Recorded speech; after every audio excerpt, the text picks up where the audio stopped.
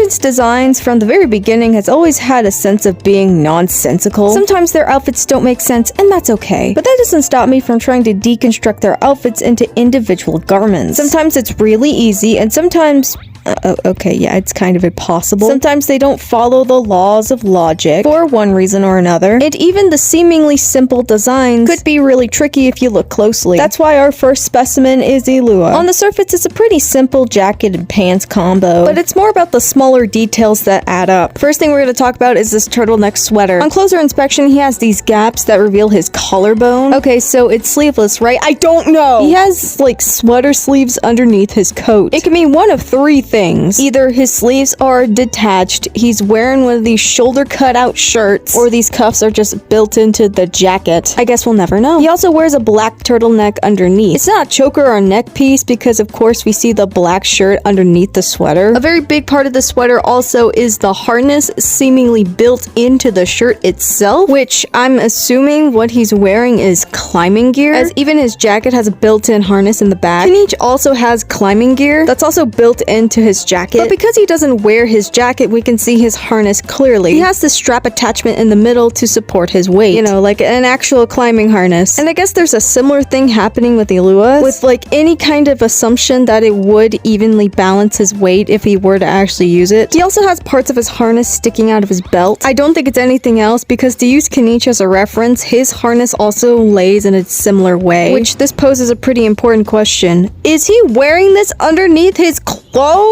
I mean, maybe he just wrapped it around his belt? I mean, no one would be going around wearing straps on their thighs 24/7. Oh, wait. Moving on to this jacket, let's talk about it, at least the top part. This fur, for my sanity, is not attached to the jacket. It comes from under one fold and over the other. These folds are at a similar point on the jacket. They're just asymmetrical. And this flap on the collar is just partially tucked in. Yes, for my sanity, I will accept that explanation. You might be thinking that I'm overcomplicating things, but come on, I am good at it. So that's all I gotta say about his design. If you want another seemingly complicated design deconstructed, let me know in the comments and maybe I might make a series.